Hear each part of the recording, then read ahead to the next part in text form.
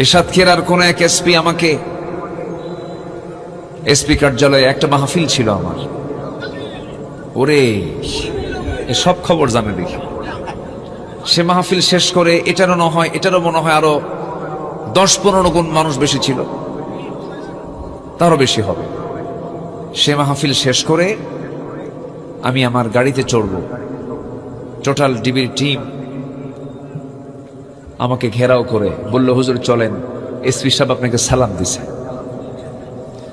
শুধু সালামই দেয়, বুঝলেন, কোনো কালাম করে না, খালি সালাম।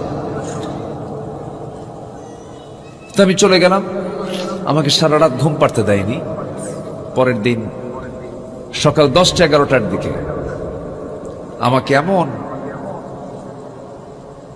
অসভ্য ভাষায়, অশালীন ভাষায় আমাকে যে কথাগুলো বলা হলো, এটা কোনো বৈধ কোনো মায়ের সন্তান হতে পারে না। বৈধ মা যদি হতো, আমার মনে হয় এমন জাতীয় কুরুচিপূর্ণ কথা মুখ থেকে বের হওয়ার কথা না। ওরা যদি জানতো আলেমদের রক্ত বড় বিষাক্ত, আলেমদের বদদোয়া মারাত্মক, এটা যদি জানতো, আজকে তাদের এই পরিণতি হতো না, এটা হতো না। ওরা ভেবেছিল যে আমরা এই দেশ থেকে মৌলবাদী উৎখাত করব। মৌলবাদী উৎখাত হবে না। আমরা মূল জায়গায়, আমরা মৌলবাদী, আমরা মূল জায়গায় আছি, তোমরা আগায় আসো। তোমরা এক উড়াল দিয়ে দিল্লি চলে গেছো, আমাদের নারী পোতা বাংলার জমিনে আমরা শহীদ হব, নিজের মাতৃভূমি আমরা ছাড়বো না। আমাদের কোন আত্মীয় স্বজন আমেরিকায় নাই, সন্তান নিজেরও বিয়ে করছি দেশে, ভাই বোন সব বিয়ে হয়ে গেছে দেশে। দেশের মাটিতেই ছিলাম, আছি, থাকবো। কিন্তু আপনারা দেশকে এত ভালোবাসেন, দেশে একটা মহিলা খুঁজে পেলেন না, শেষমেশ কলিজার টুকরো একটা সন্তান, তাও বিয়ে করেন 7 সাগর 13 নদী পাড়ি দিয়ে আমেরিকায়। কি ঠিক কি না?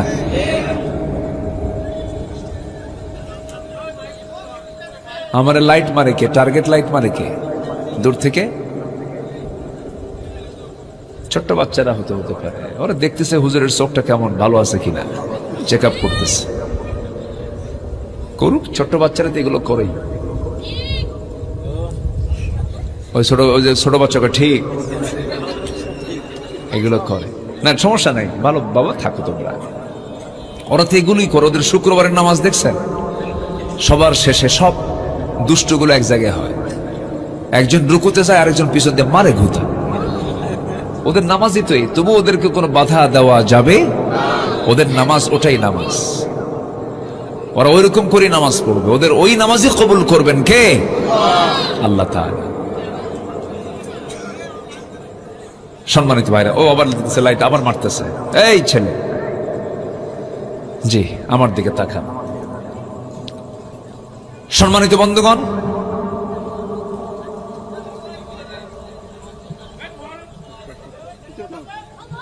আচ্ছা আমার দিকে তাকান, বসেন।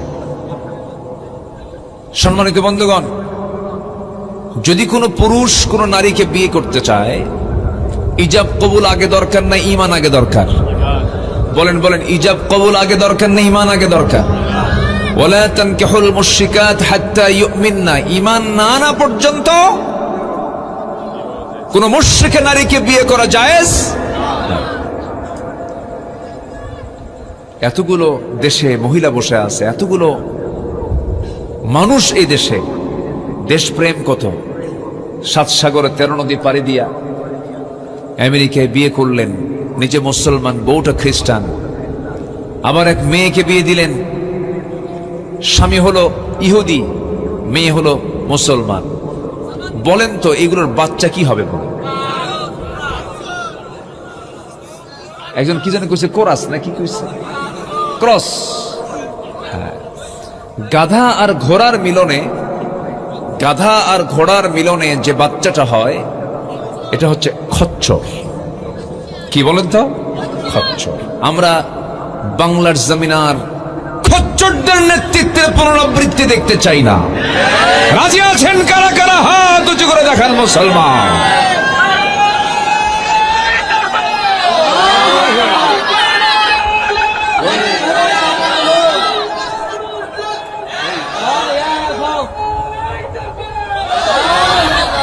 আল্লাহ কবুল করুন, জোরে বলি আমিন। যাক, আলোচকেরও মাইক, শ্রোতারও মাইক। এই এমনি কি সাতক্ষীরা? খুব ভালো, মাশাআল্লাহ। আমি এটা বিচিত্র দেখলাম আজকে, খুব ভালো। আলহামদুলিল্লাহ, বলি আলহামদুলিল্লাহ। মুহাদ্দিস আব্দুল খালেক সাহেবকে চেনেন আপনারা? মানুষ এত ভদ্র হয়, এত ভদ্র মানুষ। এরকম ধরনের লোক যদি প্রত্যেকটা আসন থেকে, এদেশের প্রত্যেকটা নির্বাচনী আসন থেকে যদি নির্বাচিত হয়ে পার্লামেন্টে বসতে পারত, দেশ হয়ে যেত জান্নাতের টুকরা।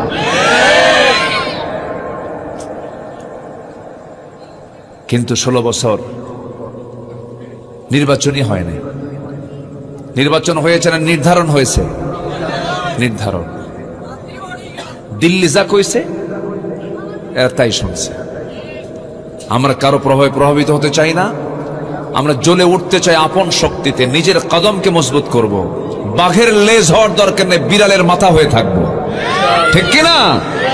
বাঘের লেজ আর বিড়ালের মাথা, বিড়ালের কি মাথা, মাথা হয়ে থাকবো। বাঘের লেজ হওয়ার দরকার নাই, বাঘের লেজ হওয়ার দরকার নেই। আমরা আমাদেরকে নিয়ে থাকবো, জোরে বলি ইনশাআল্লাহ। আমাদের সাহায্য করবেন কে? আমাদের সাহায্য করবেন কে? আল্লাহ। আল্লাহ রাব্বুল আলামিন সূরাতুল আরাফের 40 নম্বর আয়াতে বলছেন, যারা আমার আয়াতকে অস্বীকার করবে এবং অহংকার যারা দেখাবে।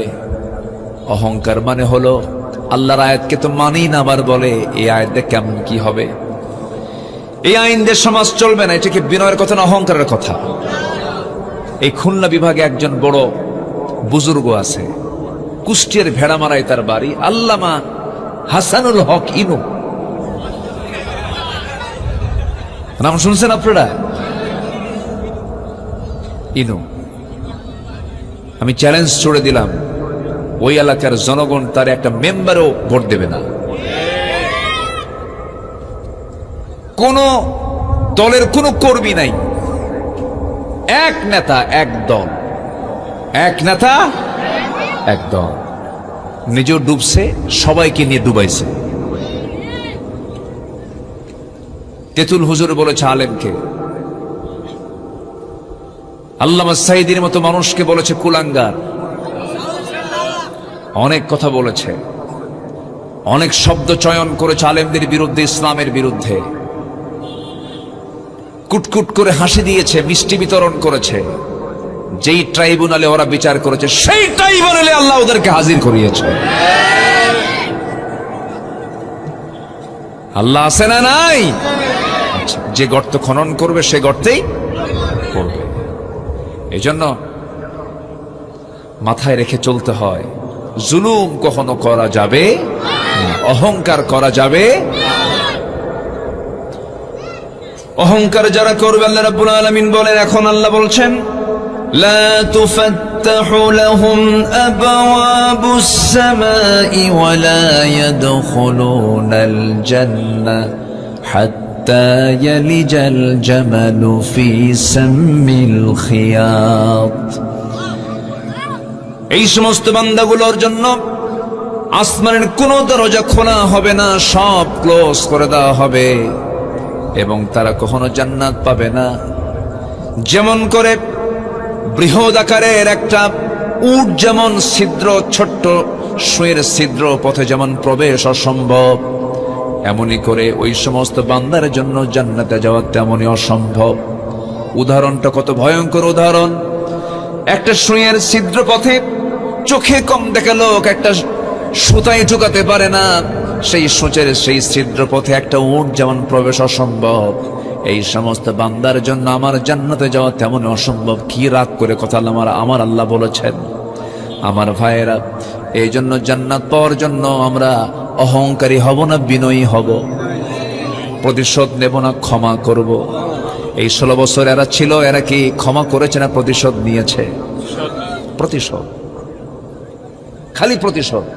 আমার বাপের বিচার, আমার নানার বিচার, অমক বিচার, খালি বিচার। এখন দুঃখ, এখন নিজে আস্বাদন করো, নিজে এগুলো ভোগ করো, দেখো কেমন লাগে। রাগ করতেছেন নাকি? রাগ করলেও কোনো যায় আসে না, কিচ্ছু যায় আসে না, কারণ বহু অত্যাচার সহ্য করেছি। একটু কথা শুনতেই হবে, একটু মনোযোগ দিয়ে শোনেন। তাহলে জান্নাতে যাবে না 28 শ্রেণী। কত শ্রেণী বলেন? 28 শ্রেণী। এর মধ্যে একটা শ্রেণী কিন্তু বলে দিয়েছে অলরেডি, সেটা হলো যারা আমার আয়াতকে, যারা আল্লাহর কোরআনকে যারা অস্বীকার করেছে। এটা দিয়ে আইন চলবে না, এটা দিয়ে সমাজ চলবে না, এটা দিয়ে রাষ্ট্র চলবে না, এমন লোক তো আমার দেশে নাই। আসতে বলবেন না, আছে না নাই? যারা আছে তারা কি নামাজ পড়ে কিনা বলেন? নামাজও পড়ে, প্রথম কাতারের মুসল্লিও বটে, মুখে দাড়িও আছে, মাশাআল্লাহ চোখে সুরমাও লাগানো আছে, মাথায় টুপিও আছে, পরনে লম্বা কাপড়ও আছে, মাঝে মাঝে ওমরায় যায়, সবকিছুই করে, কিন্তু বলে যে না, আল্লাহর আইন এই সমাজে চলতে পারে না, সব শেষ। জমিন যার, হুকুম চলতে হবে তার। এই জমিন আমরা কার আইন চাই বলেন? আসতে বলবেন না, কার আইন চাই? এই কথা বলতে নিয়ে যে ব্যক্তি দুর্বলতা প্রকাশ করবে, তার ঈমান আছে না গেছে? চলে গেছে। জমিন যার, হুকুম চলতে হবে তার। ইনিল হুকমু ইল্লা লিল্লাহ। এটা কি আমার কথা না আল্লাহর কথা? এটা কি মোল্লার কথা না আল্লাহর কথা?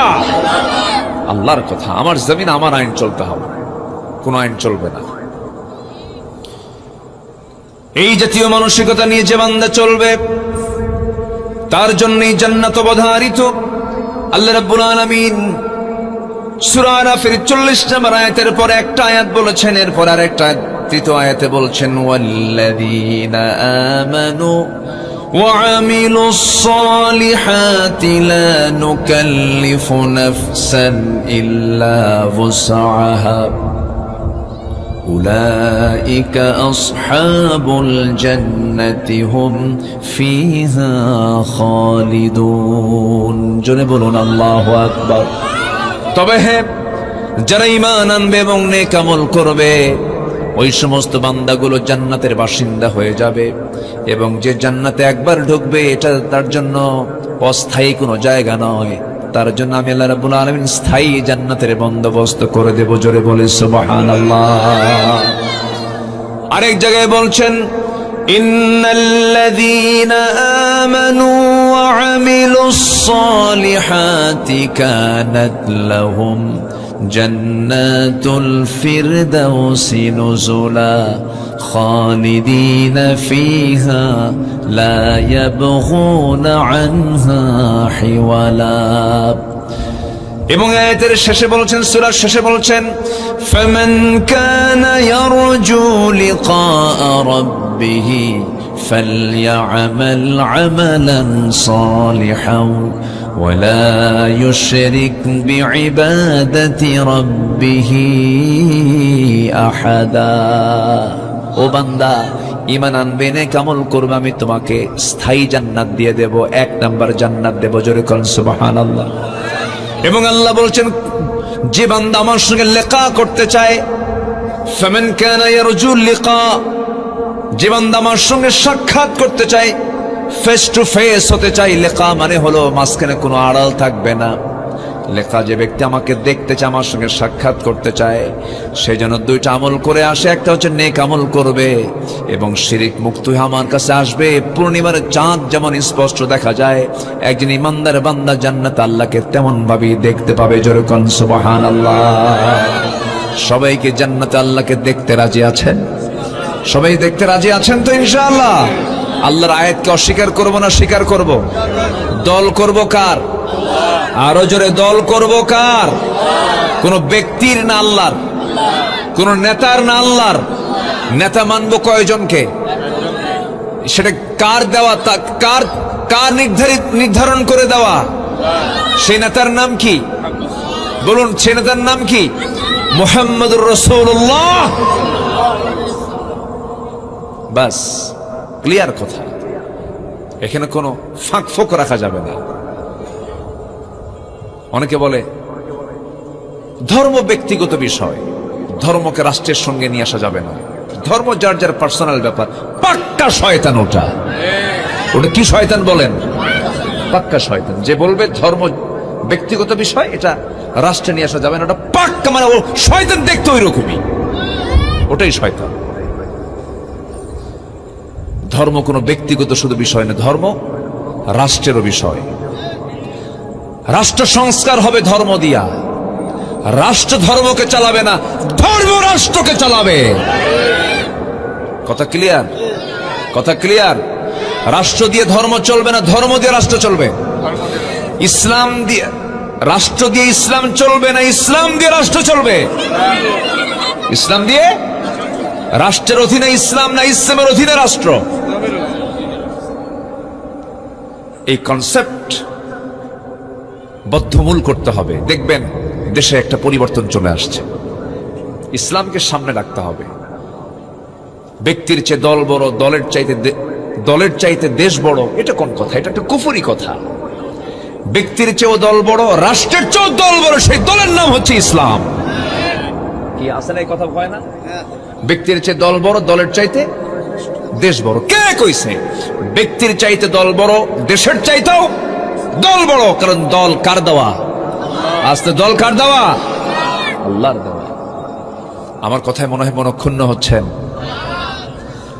সকল ক্ষমতার উৎসকে না জনগণ? বলেন বলেন, এই সমস্ত কথাগুলো সমাজে চালু আছে না নাই? সকল ক্ষমতার উৎসকে আন্নাল কুওয়াতা লিল্লাহি জামিআ।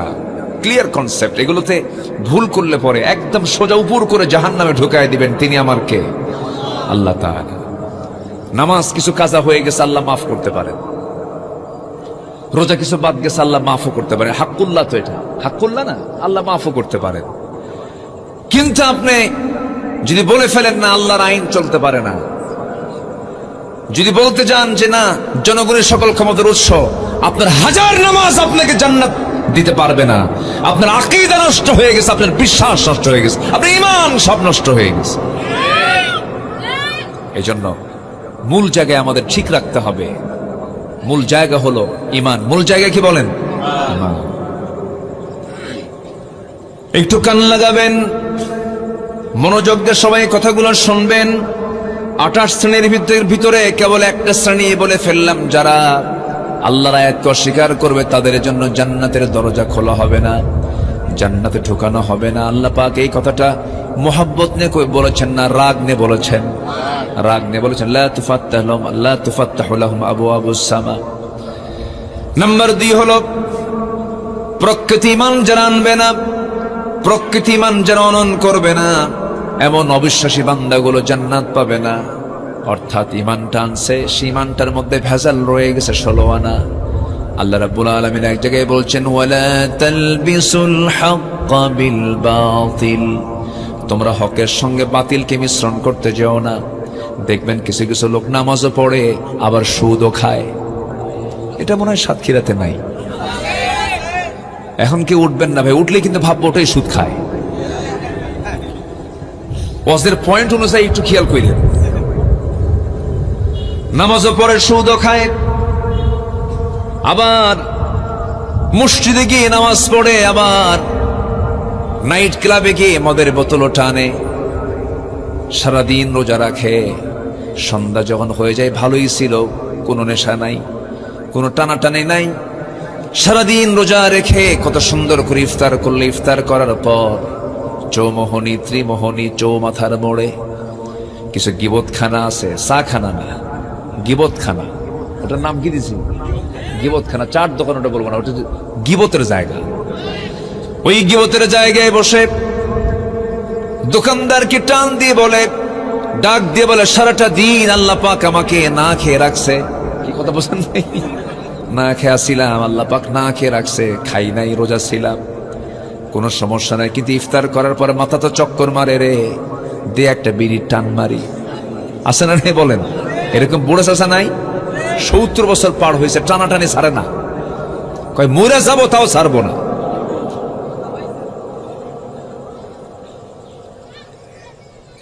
আপনি রোজা রাখলেন, সামান্য বিড়ি ছাড়তে পারলেন, আপনি কি রোজা রাখলেন? তা তো হলো না।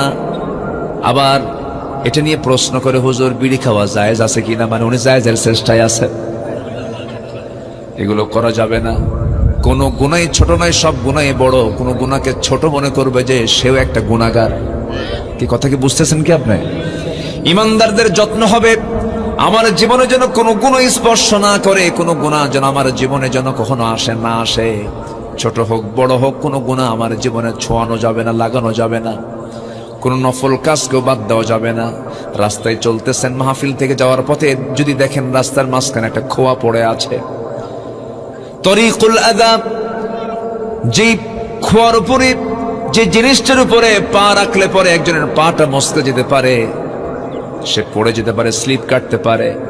আপনি করলেন কি আস্তে করে সেই কষ্টদায়ক বস্তু রাস্তা থেকে আস্তে করে হাতের মধ্যে তুলে নিয়া অথবা পা দিয়ে সরাই একটা সাইডে রেখে দিলেন।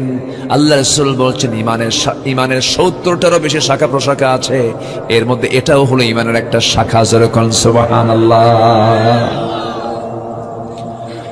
কোনো কিছু কি খাটো চোখে দেখা যাবে না, সমস্ত আমলগুলো লুটপাট করে নিতে হবে। নেক আমলগুলো একটাও বাদ দেওয়া যাবে না, খামসা মেরে নিয়ে আসতে হবে।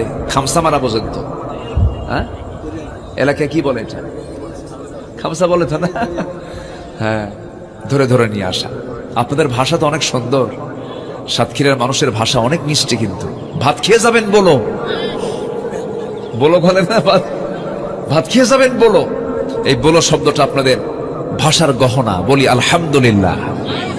নোয়াখালীর মানুষের ভাষার গহনা হলো ভাত খাবেন কেন, মানে ভাত খাবেন কেন, যাবেন কেন, যাবেন কেন, বলে কেন বলে। এরকম এখানে বলো বলে, নোয়াখালীতে কেন বলে। লক্ষ্মীপুরে এবং ভোলাতে এরা যে বলে, হুজুর দোয়া করবেন যে, ভাত খাবেন যে, কোথায় যাবেন যে, সব জায়গায় যে। লোক তারা নোয়াখালীতে কেন, লক্ষ্মীপুরে যে, সাতক্ষীরায় বলো, হ্যাঁ। আর রাজশাহীতে কেমন আছো গো, ভাত খেয়েছো গো। কি কথা কি বুঝতেছেন আপনারা? এই যে বলে দিল। এই যে ভাষা, এই যে ভাষার গহনা। একটা নারীকে মানায় কখন, গহনা যখন লাগায়, তো প্রত্যেকটা ভাষার মধ্যে একটা গহনা আছে না নাই? আচ্ছা, এই গহনাগুলো কে ঢুকায় দিয়েছেন? গহনাগুলো ঢুকায় দিয়ে বলতেছেন, বলো যখন বলবে ভাত খেয়ে যাবেন বলো সাতক্ষীরা, যখন বলবে কেন নোয়াখালী, যখন বলবে যে লক্ষ্মীপুর, যখন বলবে গ রাজশাহী। আলহামদুলিল্লাহ। সম্মানিত ভাইয়েরা, কথার তো কোনো থা নাই, বহুদিকে চলে যাচ্ছি, লাইন আবার আসে। ইমানটা আমরা আনবো দিল থেকে না মুখ থেকে? বলেন, মুখ থেকে না দিল থেকে? দিল থেকে। মুখে তো বলবই লা ইলাহা, এবং এটা দিলে লালন করবো। জোরে বলি ইনশাআল্লাহ। কোন আইন মানে না, কার আইন ছাড়া? আল্লাহর আইন ছাড়া। এটার উপরে টিকে থাকতে হবে। টিকে থাকাটাই সবচেয়ে বড় চ্যালেঞ্জ। এই 16 বছর বহু আলেম বাতিলদের তোষামদি করেছে।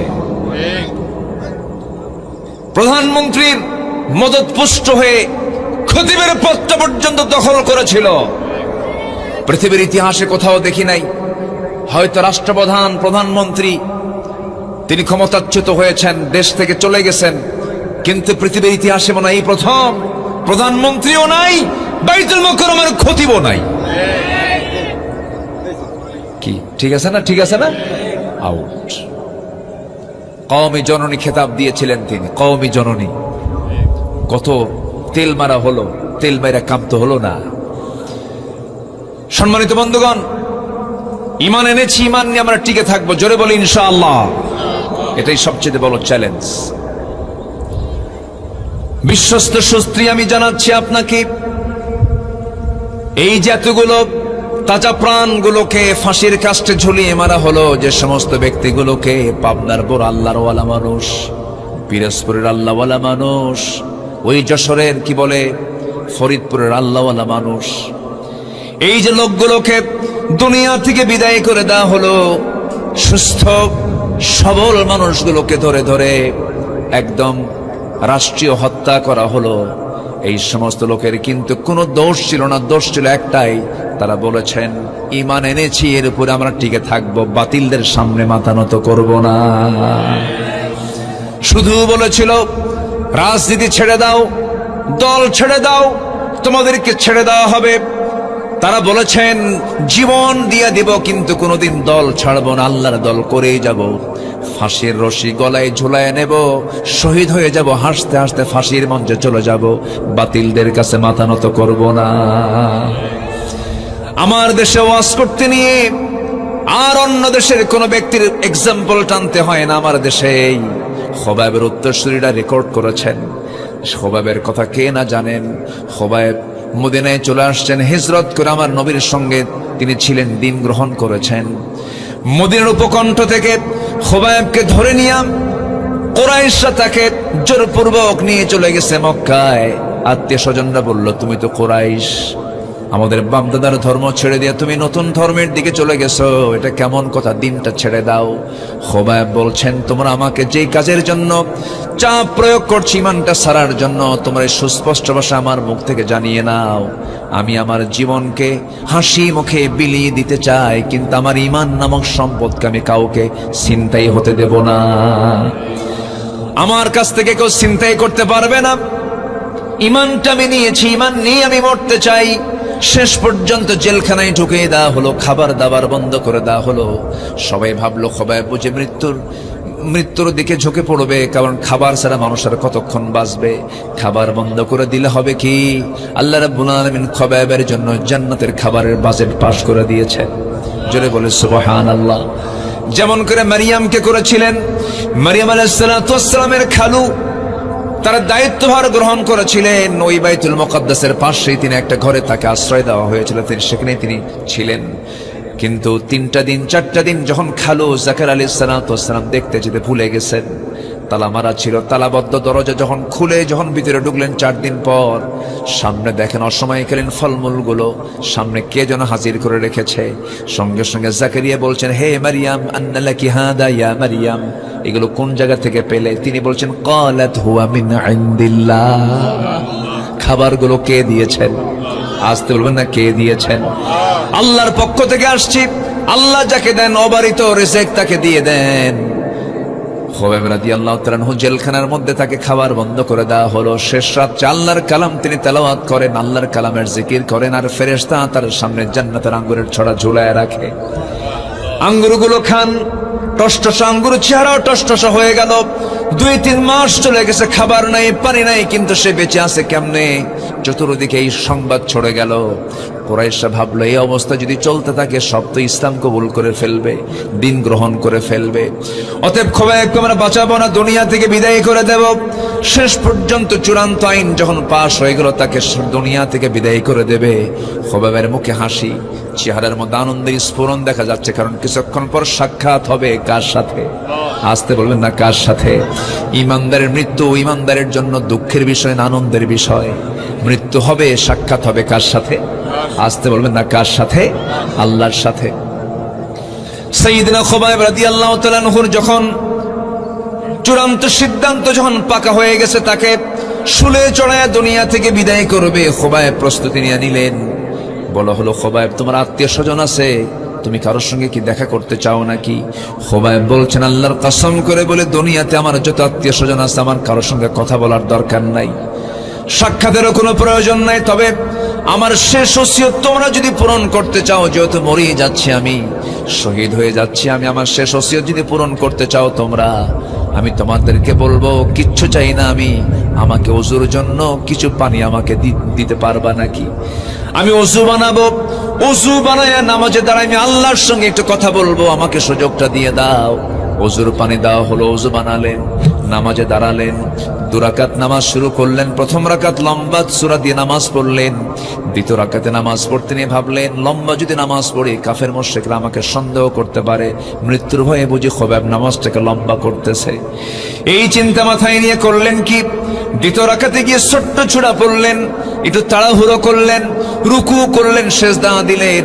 নামাজটা শেষ করেই আকাশের দিকে 2টা হাত উঁচু করে বলছে কান্না বিজড়িত কণ্ঠে, অশ্রুপূর্ণ চক্ষু নিয়ে বলতেছে, আকাশের মালিক আল্লাহ, আমার তো মন বলছে আমি দুনিয়া থেকে বিদায় নিয়ে নেব, কারণ তুমি আমার নাকের ভিতরে জান্নাতের ঘ্রাণ ঢুকায় দিয়েছো। আজকে 6 মাস যাবত আমি আমার প্রাণের চেয়ে প্রিয় রাসূলকে দেখতে পাই না, তার দরবারও দেখতে পাই না। হে আল্লাহ, আমি যদি দুনিয়া থেকে বিদায় হয়ে যায়, আমার বিদায়ী সালামটা তুমি আল্লাহ আমার নবীর দরবারে পৌঁছায় দিবা। এই দোয়া সম্পন্ন করলেন। কেউ তাকে ধরলো না, জোড়াজড়িও করলো না। দোয়া শেষ, সঙ্গে সঙ্গে দৌড় মারলেন, ফাঁসির মঞ্চের দিকে দৌড় মারতেছেন। পিছন থেকে কুরাইশরা বলে, খোবাইব তুমি কি পাগল হয়েছ নাকি? কেন, কেউ কি মরার জন্য দৌড়ায় নাকি? তিনি বলছেন, আমি তো মরার জন্য দৌড়াই না, আমার আল্লাহ রাব্বুল আলামিন আমার জন্য 8টা জান্নাতের দরজা আমাকে দেখায় দিতেছে। জোরে বলি সুবহানাল্লাহ, আরো জোরে বলি সুবহানাল্লাহ।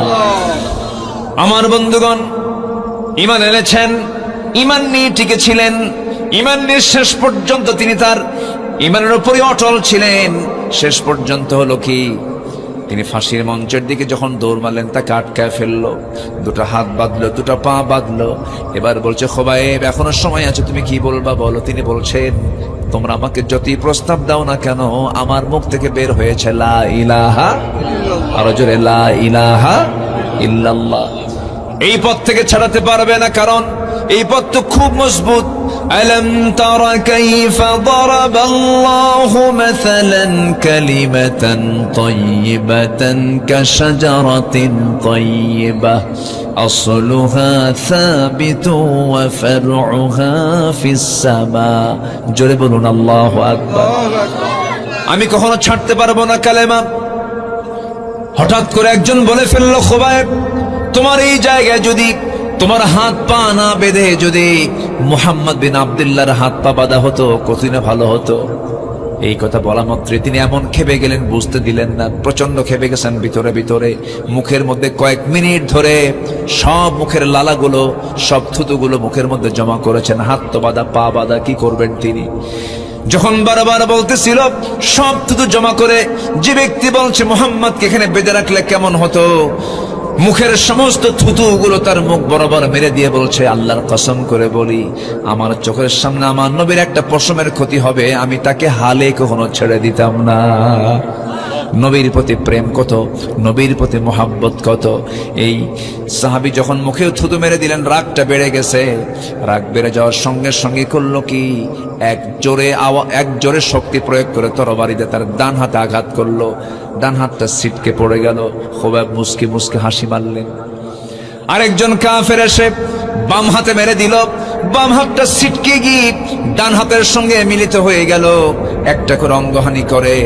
খোবাইবের মুখ থেকে আওয়াজ বের হয়, হাসির আওয়াজ বের হয়, চিৎকার করে হাসতেছেন। সবাই বলছে, খোবাইব তোমার আমার একটা করে অঙ্গহানি করে তুমি চিৎকার মেরে হাসো কেন?